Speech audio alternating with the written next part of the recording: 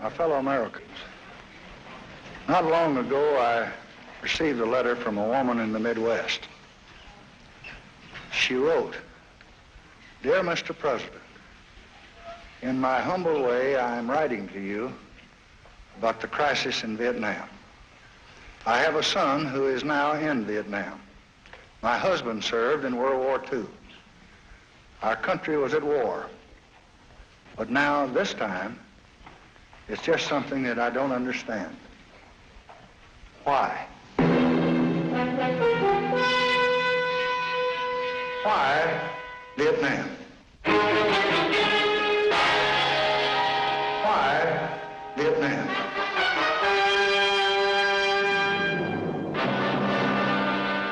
Why Vietnam?"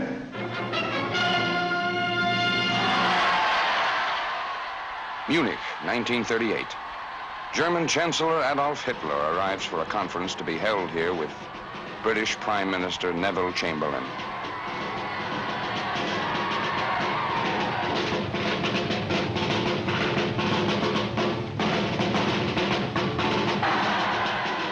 This meeting will long be remembered, for it opens the door to the dreams of dictatorship in our time. A shortcut to disaster. But even then, this was no new lesson. It had stared us in the face with Mussolini in Ethiopia.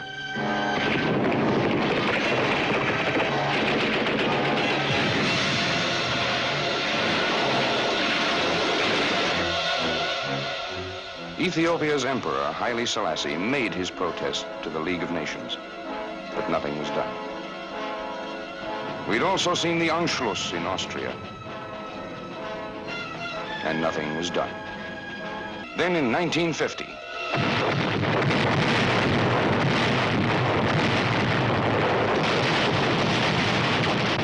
aggression was again unleashed, this time across the 38th parallel in Korea. But free men had begun to learn the lesson, and something was done.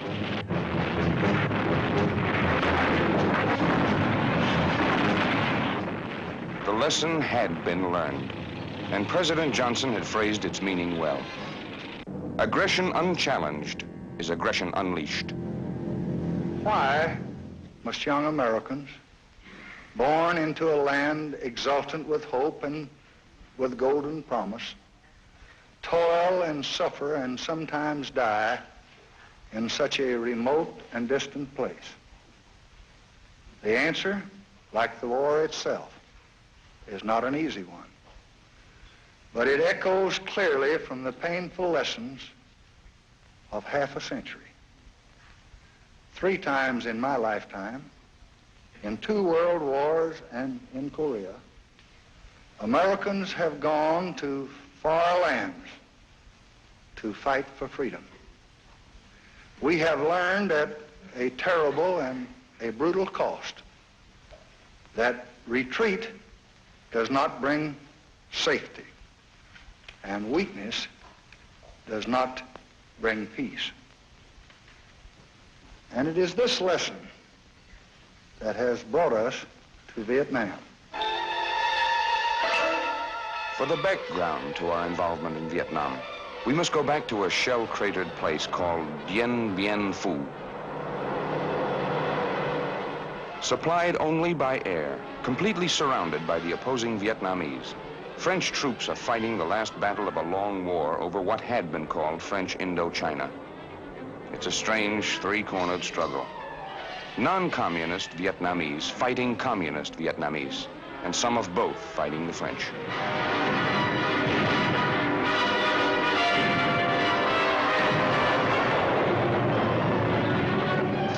By 1954, the inevitability of French defeat has become clear.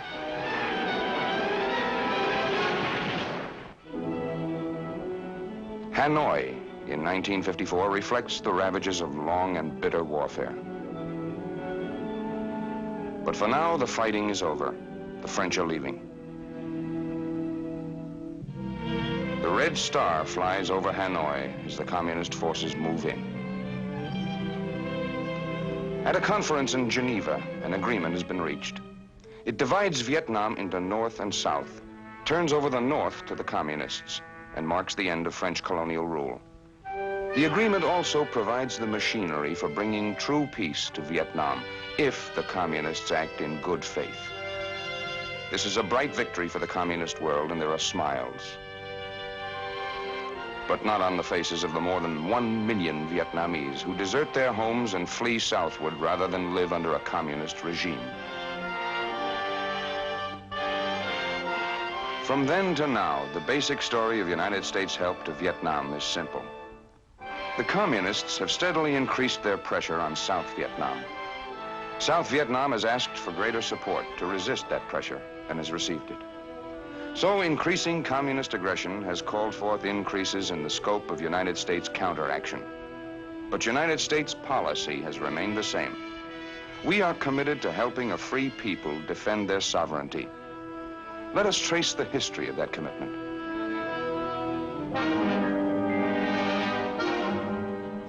In 1954, Vietnam is divided at the 17th parallel, as Korea was divided at the 38th. She faces the future with an imaginary line running from border to border, symbolizing a separation which is far from imaginary. In the north, Ho Chi Minh, communist leader of North Vietnam, plays the kindly, smiling grandfather. But behind the smile is a mind which is planning a reign of terror in South Vietnam, in which children and adults alike will be the victims. In South Vietnam, peace brings a fresh beginning. The people set about building new homes, new hopes. Free elections are held in the South alone when it becomes clear that the communist regime in the North has no intention of permitting genuinely free elections in its half of the country.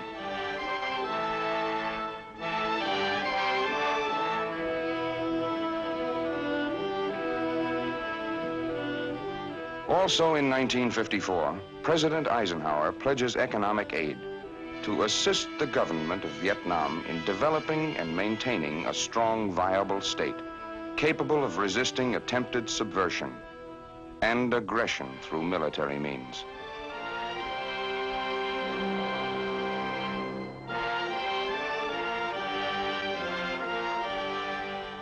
Land reforms redistribute farmlands in the South so that farmers own their fields and reap for themselves the fruit of their toil. With American economic aid, the South begins to prosper, and the hopes of the people are for peace. These hopes, shared by so many in Southeast Asia, are reinforced in Manila when in 1955, the United States and others sign the Southeast Asia Collective Defense Treaty, forming SEATO and guaranteeing the mutual security of Southeast Asia from armed aggression. But even as the people of the South build, North Vietnam is creating in their villages political action centers with trained agitators infiltrated from the North, often in the guise of refugees. The communist plan also includes acts of terror and subversion to disrupt the legitimate government. If the South cannot be brought under Hanoi's control by less forceful means, a new phase of the communist plan is ready to go into action. Open guerrilla warfare, furtive and remorseless, aimed at destroying the government and subjugating the people. It is called by Hanoi a war of liberation. It does not seem so to the hundreds of anti-communist leaders, teachers, and their wives and children who are visited in the night by Viet Cong persuasion squads.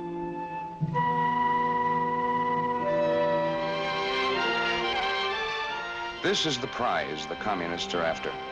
South Vietnam, rich in rice, and standing at the gateway to the rice-rich nations of Cambodia, Laos, Thailand, Burma, and East Pakistan.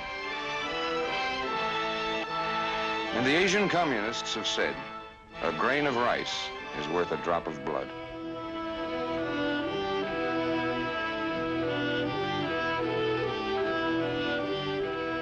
There are also natural resources: coal, phosphate, zinc, tin, manganese.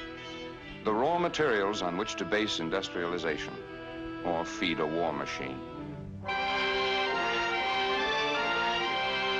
Natural rubber. South Vietnam has this too. And the latex processing facilities which make of raw rubber the vitally important material it is in today's world. This then is another aspect of the South Vietnam which the North covets. A nation moving toward greater industrialization.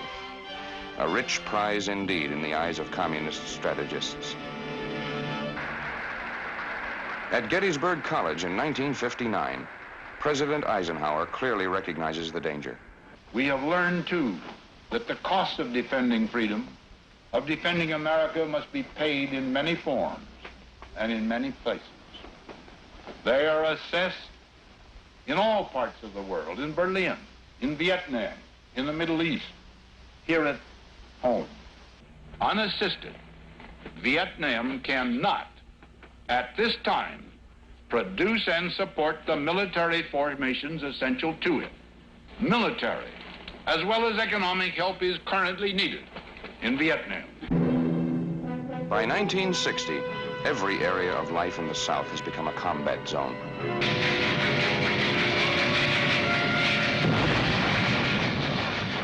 This is a different kind of war. There are no marching armies or solemn declarations. But this is really war. It is guided by North Vietnam and it is spurred by Communist China. Its goal is to conquer the South and to extend the Asiatic dominion of communism. And there are great stakes in the balance.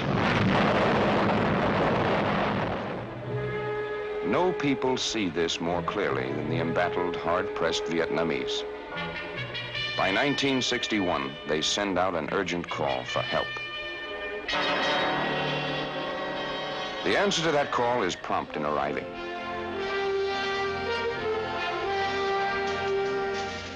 America promises substantial military and technical aid, machines and equipment to resist aggression, and the trained men to teach Vietnamese fighting forces how to put them into effective use.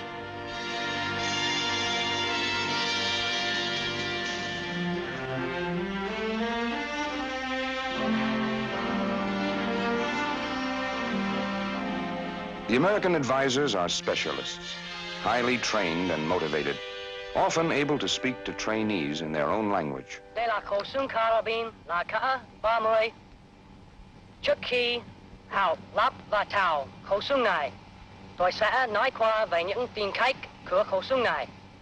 Instructors and advisors willing and able to teach find men whose freedom is at stake, eager and quick to learn.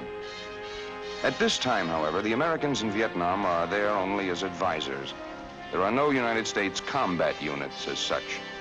The advisors' primary job is to train and encourage the South Vietnamese fighting men they have come to respect and admire.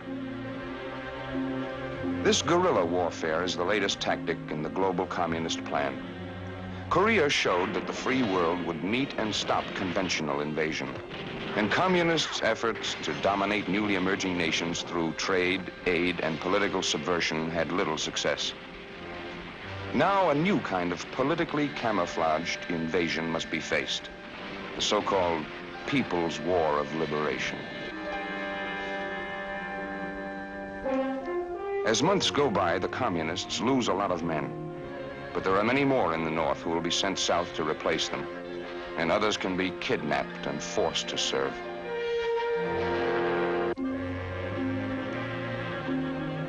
Meantime, in addition to training Vietnamese fighting men, American advisor teams are working constantly to help relieve the human suffering of remote villages.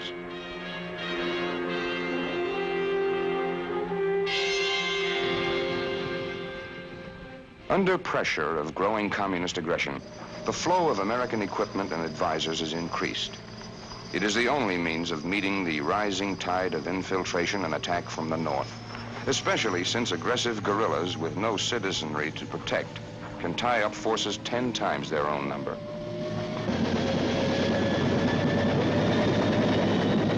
Superior equipment and mobility are used to full advantage to carry the fight to the enemy, swiftly, wherever his presence becomes known.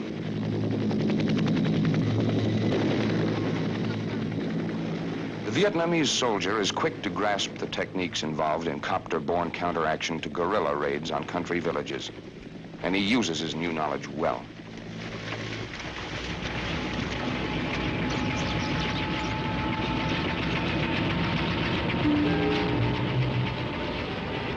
Even with superior equipment, however, this is a difficult war to prosecute. There are no front lines here. The war is everywhere, against an enemy that is seldom clearly seen. In these scenes of casualty evacuation, the enemy is not far away, certainly within shouting distance. The enemy is not seen, but American and Vietnamese fighting men bear on their bodies the painful evidence that he is still here, still determined, still deadly.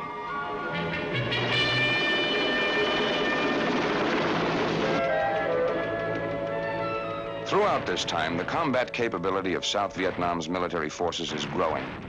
American advisors work to bring the level of training and combat readiness of these forces as high as possible. But as North Vietnam continues to send in fresh cadres, there is a growing need in South Vietnam for fighting men. The losses suffered by the South in combat are cruelly heavy for a nation whose population is no larger than that of New York State.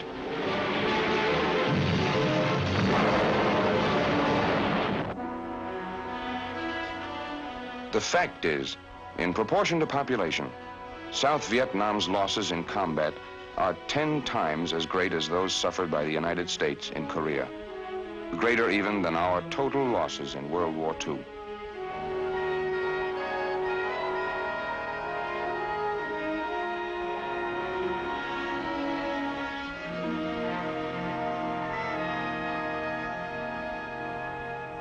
Then in August of 1964, the communists again enlarged the scope of the... That reply is being given as I speak to you tonight. Air action is now in execution against certain supporting facilities in North Vietnam which have been used in these hostile operations. Never until now have American men and machines struck directly at communist North Vietnam. Later in August, Secretary of Defense McNamara sets the record straight. We wish to emphasize we seek no wider war. Our response will depend upon the action of the aggressors, in this case, the North Vietnamese. The key to the situation remains the cessation of infiltration from the north into the south. We seek no wider war, but we find ample evidence that there is no relenting on the part of the North. In this one captured shipment of Viet Cong arms, there are 1 million rounds of small arms ammunition, 3,500 rifles, submachine guns, and some 4,000 anti-tank and mortar rounds. And there's no doubt about the source. The Chinese markings are unmistakable. In meeting the aggression so clearly evidenced here, we have sent strength to meet force. But we have also repeatedly sent word that we are willing to talk, as Secretary of State Dean Rusk makes plain. Our war aim in South Vietnam is peace. President Johnson has directed me to do everything possible to bring this matter from the battlefield to the conference table. And so we've been utilizing all of the existing and available political machinery for that purpose. We've attempted to use the machinery of the Geneva Conferences of 1954 and 1962. Last year, we brought the Vietnam problem before the Security Council of the United Nations at the time of the Gulf of Tonkin affair. But Hanoi refused an invitation to come to the Security Council to talk about it. The distinguished Secretary General of the United Nations, U Thant, considered a peace mission himself to bring about peace, but Hanoi and Peiping told him not to come. Britain has made many efforts to find a path to a settlement. First by working toward a new conference in Geneva, and then by a visit of one of their senior statesmen, Mr. Patrick Gordon Walker. But the effort for a Geneva conference has thus far been blocked, and Mr. Gordon Walker was told that he should stay away from Hanoi and Peiping. The Commonwealth attempted to send a committee of the Commonwealth to various capitals to explore the possibilities of peace. We welcome that initiative, but Hanoi and Peiping told them not to come.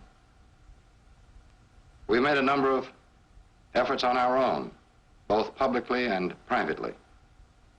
President Johnson at Baltimore, for example, offered unconditional discussion with the governments concerned. But Hanoi and Peiping called this offer a hoax. 17 non-aligned nations publicly appealed for a peaceful solution by negotiations without preconditions. We welcome this proposal, but it was rejected by Hanoi and Peiping. The distinguished President of India made a constructive suggestion that there be an end of hostilities and an Afro-Asian police force established in Vietnam. To us, this proposal was full of interest and hope.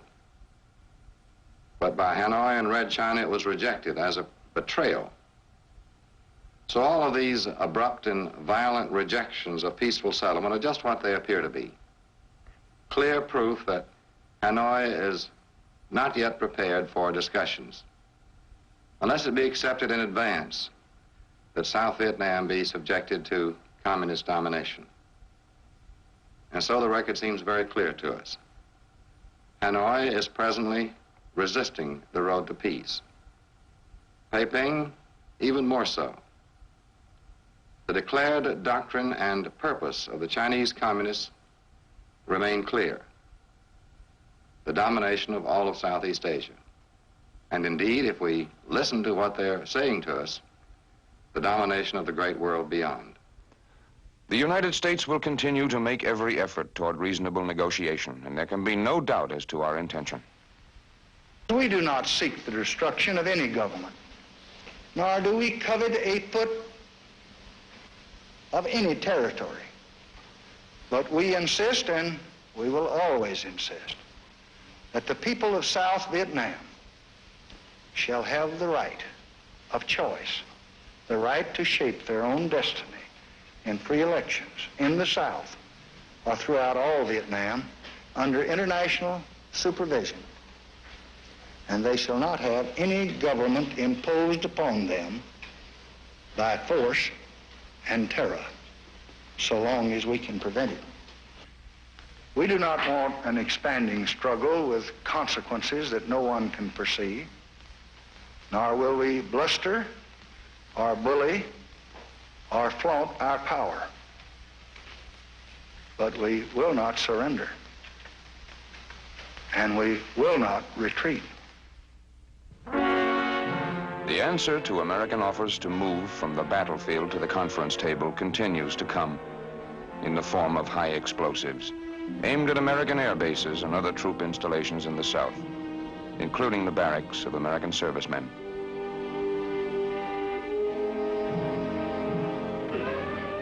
But in this war against people, the high explosives are not only aimed at men who bear arms.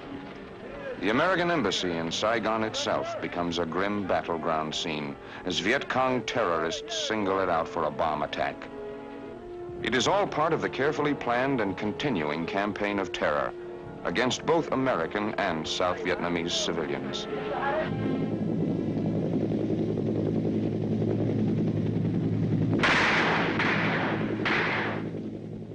Increasingly now, Americans are functioning directly in the fight for freedom in this far, foreign corner of the earth.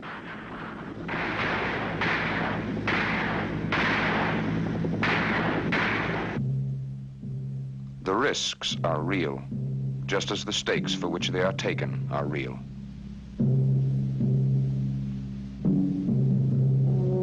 But Americans risk and sometimes give all that they have half a world away from home, because they know that once again, half a world away has become our front door.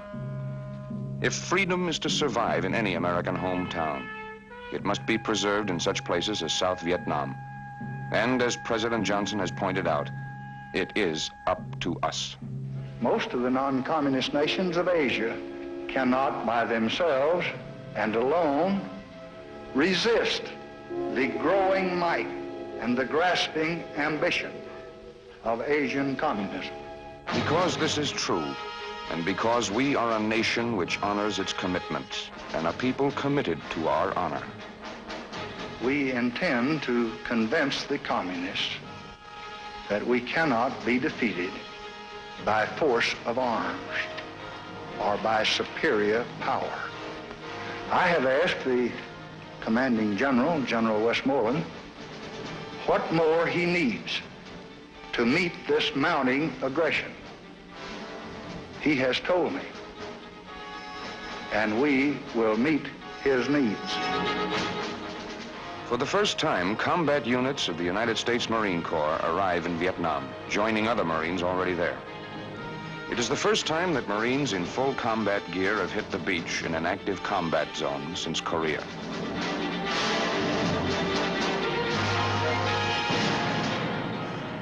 Army combat units also arrive, and the message of their presence on Vietnamese soil is plain. Whatever the present or future needs of the fight for freedom in Vietnam, they will be met.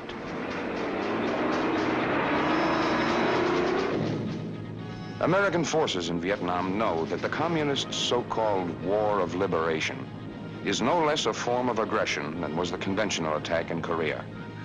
And they know that this new form of aggression must be defeated and proven unprofitable, or the communists will be encouraged to try it elsewhere with greater confidence and resources. So the war goes on. Clearly, it is the communists who have made that choice. And as always, the innocent suffer.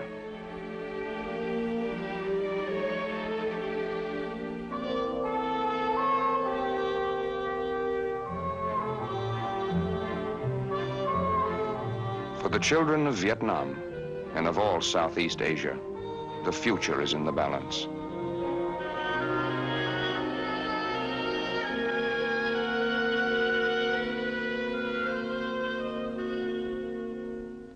If they are to realize their heritage as free men tomorrow, there are for us today hard realities to be faced.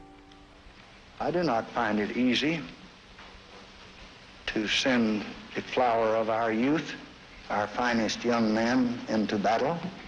I have seen them in 1,000 streets of 100 towns in every state in this union, working and laughing and building and filled with hope and life.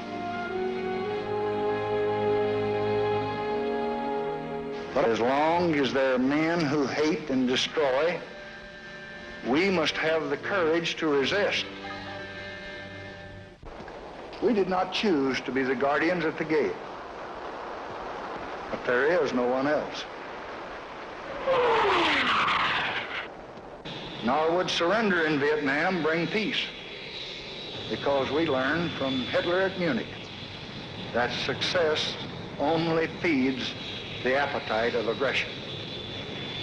Moreover, we're in Vietnam to fulfill one of the most solemn pledges of the American nation. 3 presidents, President Eisenhower, President Kennedy, and your present president, over 11 years have committed themselves and have promised to help defend this small and valiant nation. Strengthened by that promise, the people of South Vietnam have fought for many long years. Thousands of them have died. Thousands more have been crippled and scarred by war. And we just cannot now dishonor our word, or abandon our commitment, or leave those who believed us and who trusted us to the terror and repression and murder that would follow.